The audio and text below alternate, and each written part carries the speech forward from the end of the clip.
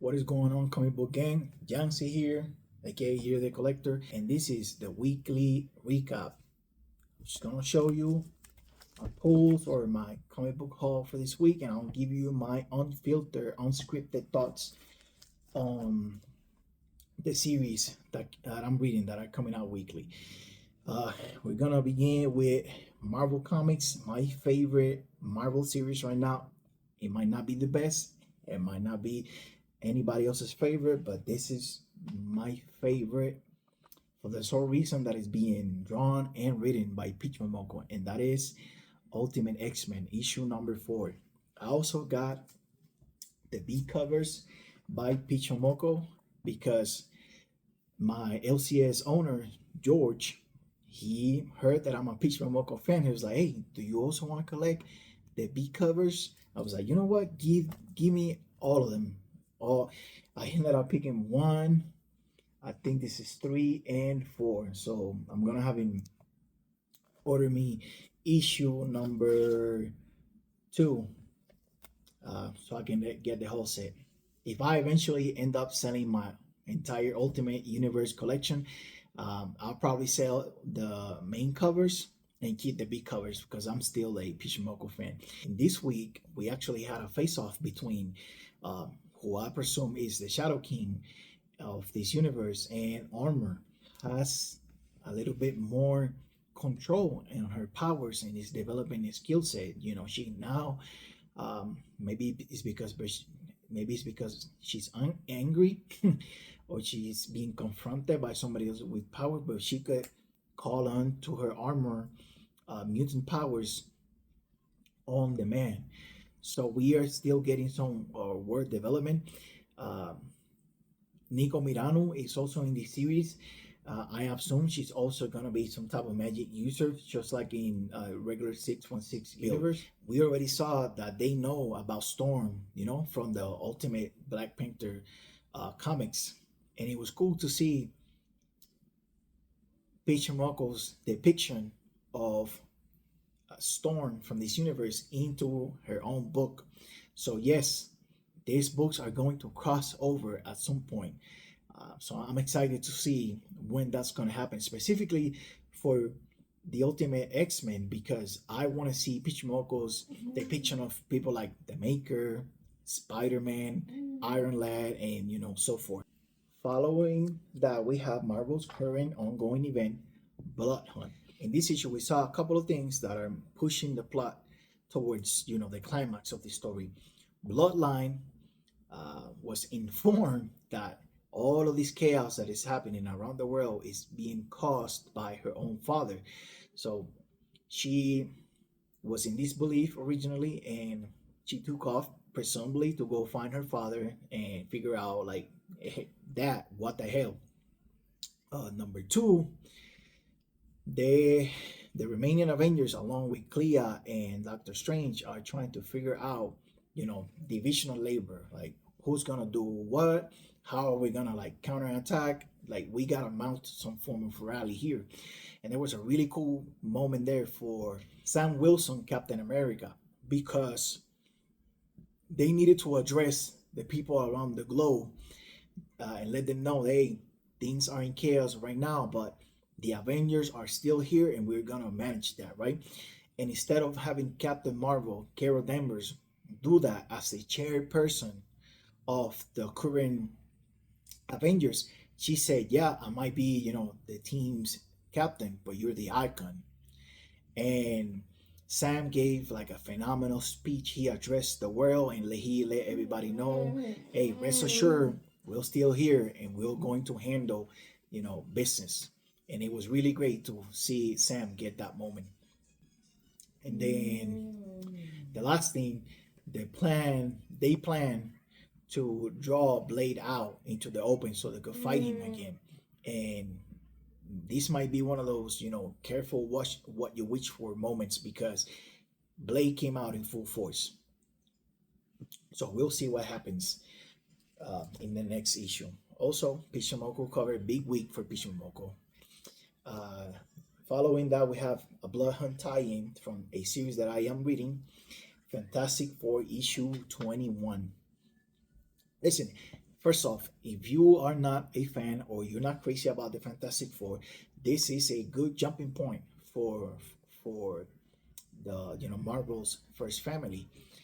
From issue number one until now, most issues have been like self-contained mini plot stories that are adding to the larger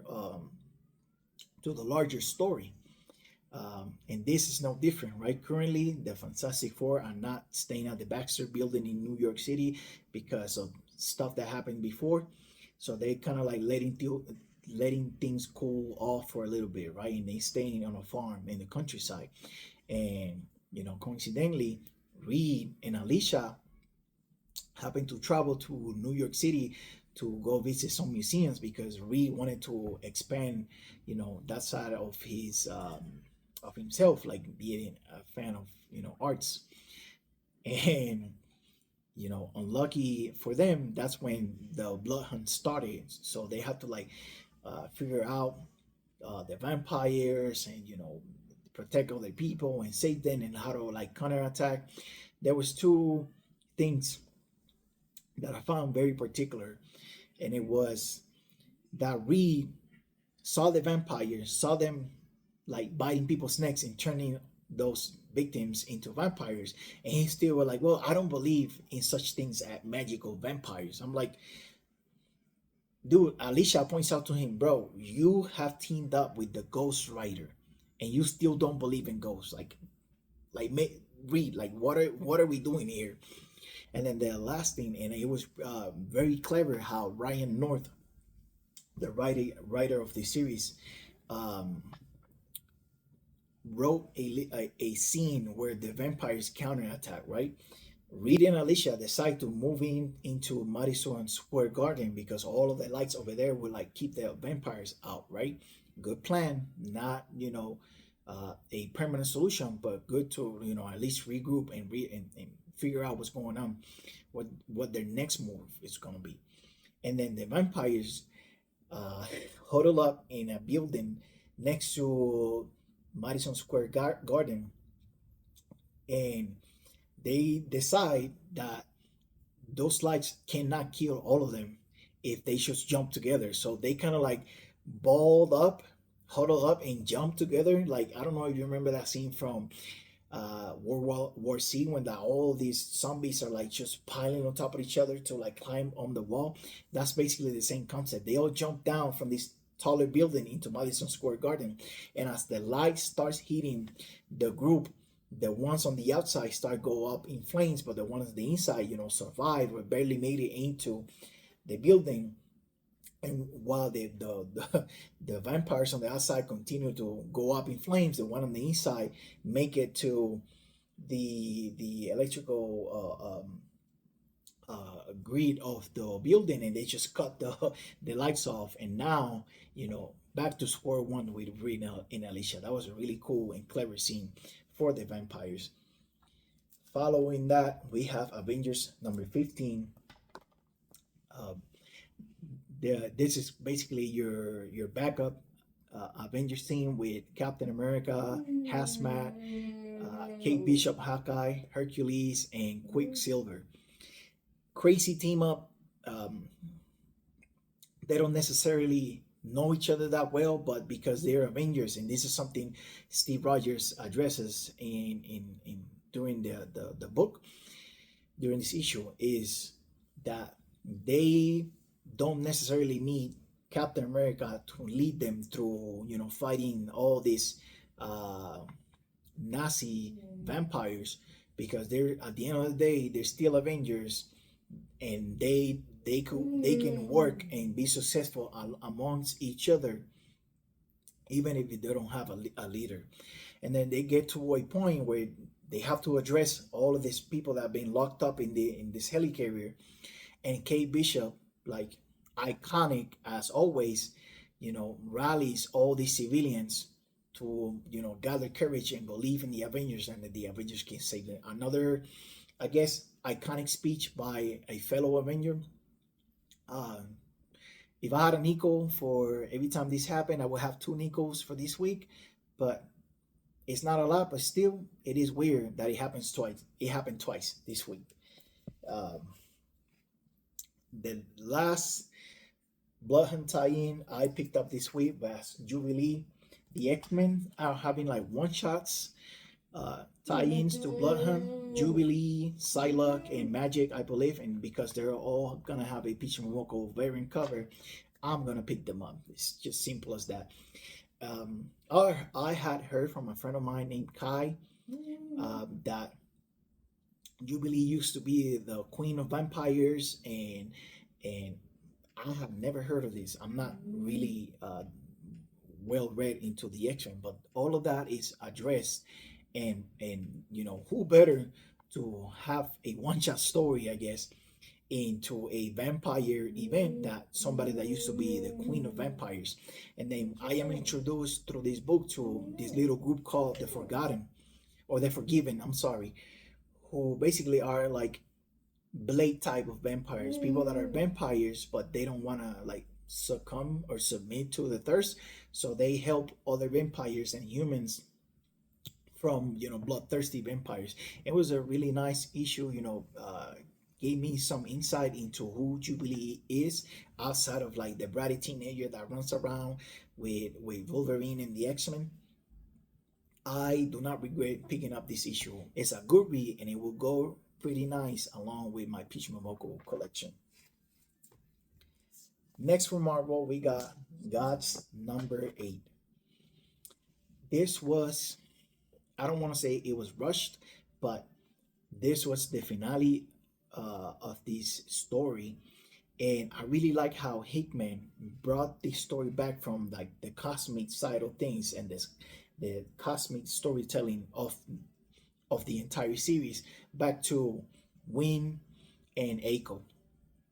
Um, you know, you have an ever expanding universe out there with like cosmic level beings, gods, and conceptual beings that run amok and basically control the universe, the powers that be, the natural order of things, Oblivion, the in-betweener, all of these characters that I am not well read on.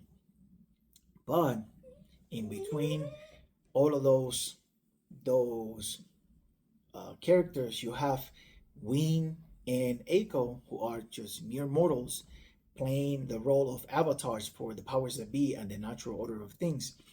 And yes, there is a war in the future where the in-betweeners won, and then they start to like rearrange the cosmos for the Marvel universe. Among all of those gods, you have these two characters that loved each other and could not be with each other because of the roles they have to play now as avatars.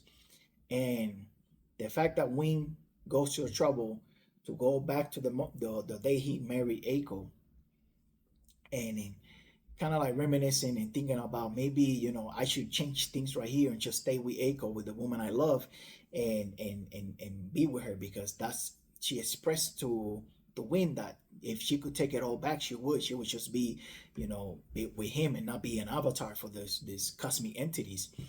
So he's sitting there and the powers that be shows up and asks Winn what he would do, and he's kind of thinking about it, and finally he gets some reassurance by the powers that be herself that maybe he could go give it all up, but what of the universe, right? What would happen to the universe all those many times that he had to be saved by Winn or by Eiko? Yes, she could have got anybody else to be her avatar, but at the end of the day, Winn was the right guy. And there are some open-ended things in here, like the war, how that war happened, what the Winn and Strange did to the in-betweener, that the in-betweener had to enact revenge on them too. He poisoned Strange to make him go insane. We never saw Strange go insane, so that's something that somebody else can explore later. Maybe Hickman, maybe somebody else. And then how Winn was captured by the in-betweener and then tortured and let go. So those three things are open-ended: the war, the capture on Winn and Strange, the torture of Wayne, and then Doctor Strange going crazy. This is a book that has a lot of contents and characters and ideas that I don't fully understand, but I absolutely love that somebody took the time to like expand and create something out of like cosmic level beings, which is really hard to do. Highly recommended. Next up, we have what I call um, Scarlet Witch Volume 3 by Steve Orlando. um, Marvel loves putting out number ones, and this is no exception to that rule. Steve Orlando's been writing, this is the third series on Scarlet Witch specifically. You have the one that started in 2023, followed by Scarlet Witch and Quicksilver, and now Scarlet Witch again. Really nice story. I think this this should have been like issue 18 at this point, but this is a really good starting point because they ease you into what's happened before and give you all of the references just in case you want to see it for yourself. You can go and pick it up, right? um, Lockkill, the place where Wanda has her magic shop, is being invaded by possibly another dimension, and the Orlando gives you the stakes of the story from the beginning because people are taken out, right? And Wanda presumably it's MIA at the end of the issue, so this unlike the other arcs from before by Orlando, he's hitting you fast and furious with this one. Um, Wanda is currently at the state where she relies on the powers of Catan to fight these invaders. So that should tell you how urgent their problem currently is. Because if you don't know, Catan is this demon of chaos, kind of like the power source for what the Darkhold book used to be. And Wanda had imprisoned him in her soul, and every now and then she had to like release some of his energy to be able to contain him. But now at this point she's just fully using his powers to fight the bad guys. Pretty crazy if you think about it. Like a lot of things could go wrong here if you know Catan overtakes her or overpowers her. And then alongside with that, I got the Craig Russell foil hidden gem variant. Very nice. There was a lot of variants of this issue number one that were beautiful, but George from Muse Comics, my LCS, convinced me to get this one because George knows best. That's it for the Marvel comics for this week. Now let's go into the indies. From Boom Studios, we have Ghost Lord number 11.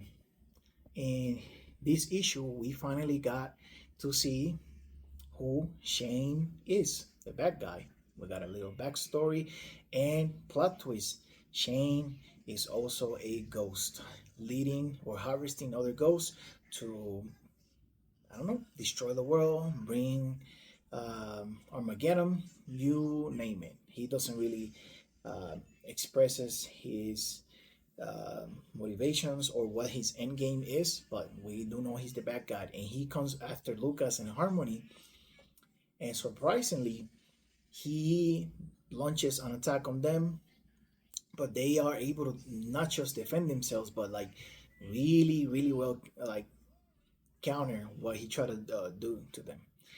And surprisingly enough, Shane retreats, possibly to regroup and rethink his strategy, because come to find out, Lucas and Harmony are stronger than he anticipated. I'm looking forward to the conclusion of the story because it's been crazy. I highly recommend if you like horror, ghosts, spirits, and supernatural.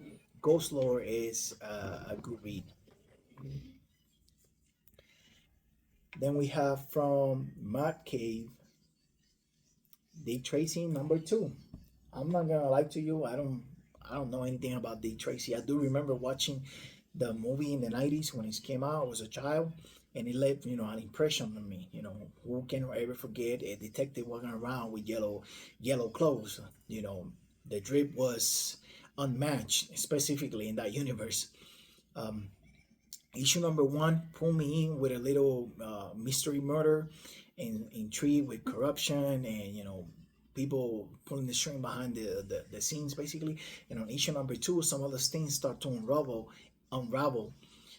We get introduced to more of the characters that I do remember from the movie, like Flat Top and the guys with the scars on the face. Like slowly but surely, the story is easing me back into the lore of this Tracy, which is fun.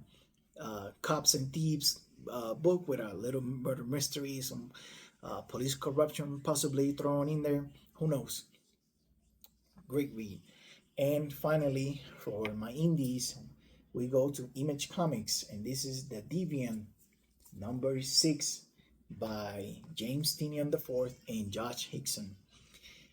This story is crazy, all right? You have this guy named Michael who lived nearby when he was a child to this guy that got arrested and sent to jail for these grisly murders that happened 50 years ago or something like that. And they called him the deviant killer, right? He was like murdering children during Christmas. So he had like a whole, Santa Claus get up for his murders. That's what he was looking like when the police ran up on him. Anyway, Michael is a writer and he's trying to write a comic book about the horrors of the deviant killer, what made him, and he goes to prison to interview the guy that was arrested for all of these things. There are some hints in there that maybe that the guy that's in prison was falsely accused for these murders, but we don't know for sure because the guy doesn't claim to be innocent. And Michael's partner, now that Michael's been arrested for, supposedly somebody out there like copycat and copy killing, reenacting the deviant killer murders 50 years later. Michael, the comic book writer, got arrested for it. They found him with the Santa Claus get up, and blood and all this other stuff in his apartment. So he's in prison now, and his boyfriend is trying to talk to lawyers and his family, trying to like get him out because they refuse to believe he actually did this. And then some of the police and detectives that are on the scene are not 100% convinced that it was Michael because some of the clues and the way they got him was a little too obvious for their liking. So let's see where this takes us. I highly recommend this series if you like horror stories, if you like serial killer documentaries. This is well within that realm. Now for my DC comics, I got a few here. Green Lantern number 12. If you like Green Lanterns, you've been eating well since the dawn of DC. You got Hal Jordan, you got John Stewart, and you got Alan Scott. This is the Hal Jordan run. Kyle Rayner is the one that actually notices that the emotional spectrum is something weird with it on this issue, right? Because he can sense all of the emotions being, bleeding into the cosmos, I guess. And then Hal Jordan had to retrieve to get help because they got ambushed by the leader of the United Planet, the bad guy. And Stars Fire, Carol, shows up to save him, right? And they're gonna get back together for like the 63rd time since the inception of their relationship. I don't know what to tell you, but it is a really well written book. The art, it's crazy by Sermanico, and as somebody that's not well read on Green Lanterns, it's easy to follow, and the action and the storytelling, the paneling, the The pace of this book has been great. I couldn't, you know, recommend it more. After that, we got Blue Beetle number 10. Blue Beetle, Jaime Reyes is still doing his thing. Tech Core pulled up on this comic to help, and he finally put his sister uh, in her place.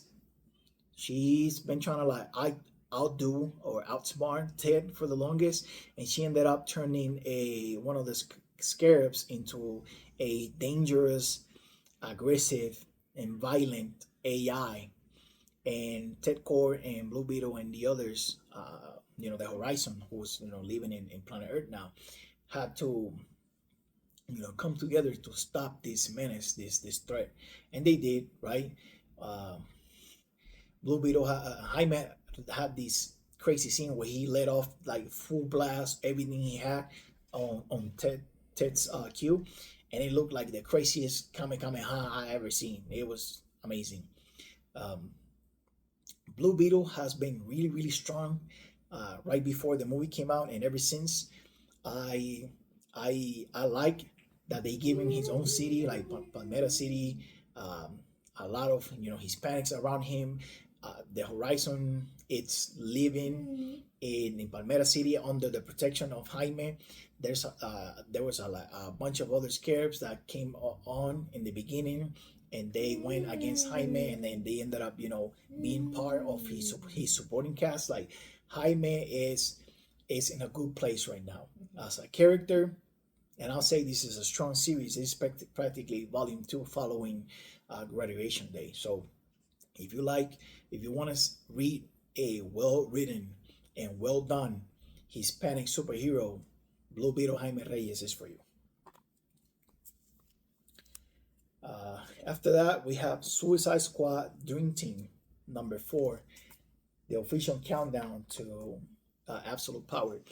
I picked up this book because I've been reading a lot of Harley Quinn. Harley Quinn is in this one, and the roster was Bizarro, uh, the Clock King. I don't know his name. Amanda Waters' nephew, and Dreamer. This book is really about Dreamer and her struggle and fight to stopping Amanda Waller. And finally, we actually get some exploration into the motivations of the character of Amanda Waller in the beginning of this run, like who she was and why she's doing what she's doing, right? Amanda Waller doesn't think she is like the last stop, the last safety net for humanity against superheroes. Amanda Waller thinks she is a hero, in her own twisted way. Um, and Dreamer was really trying to do her best to stop Amanda. And finally, at the very end of the final issue here, she realized that she had no chance. Even before she decided that she was gonna go against Amanda, the cards have been the cards have been dealt before the game began, and Dreamer had no chance to take on Amanda. Amanda had her parents, her family held hostage, and if something were to happen to Amanda, her family was gonna die.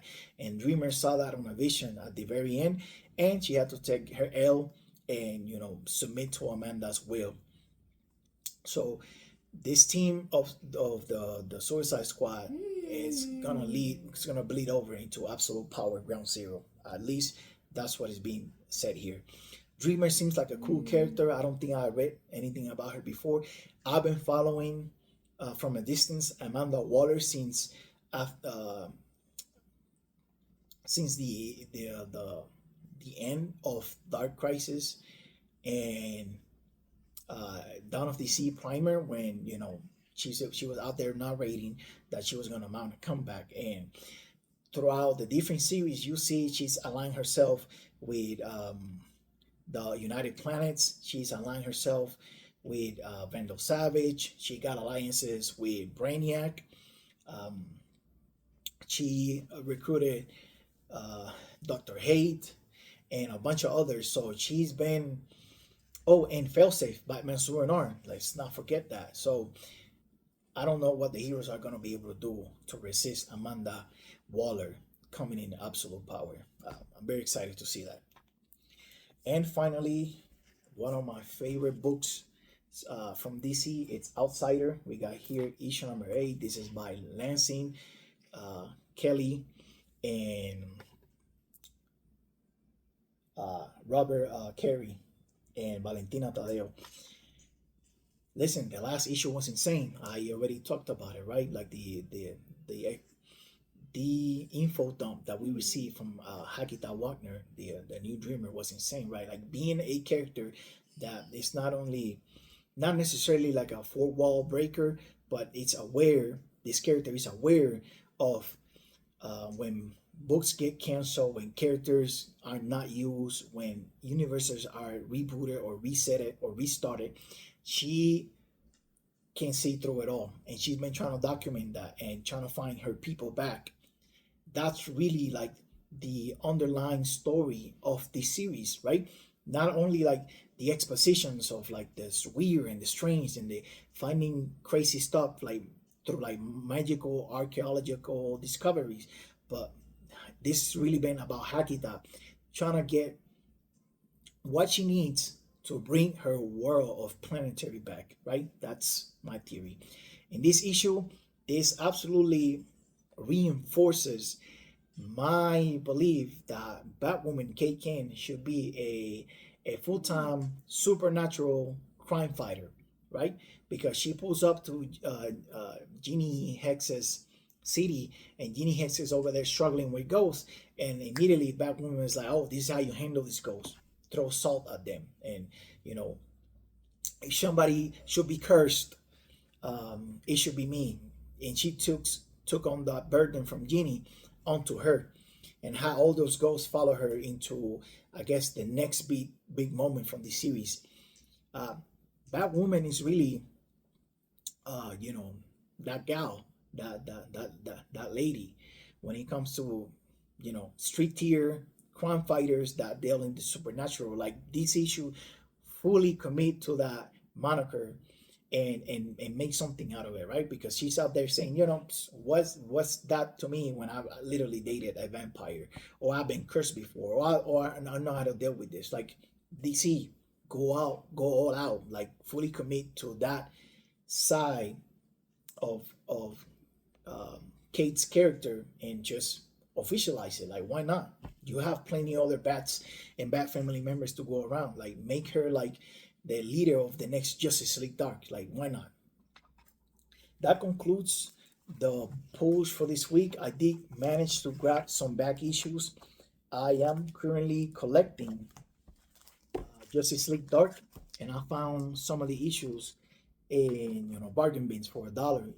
Issue number 10, 23.1, and 23.2. I'm only missing now the annual issue number 1 to complete this entire run. And most of the issues I got them from bargain bins from this store here in Colorado Springs called Vault 35 in Chapel Hills Mall. If you're still here, drop a like, follow, or subscribe, depending where you're watching this. I want to personally thank you for watching.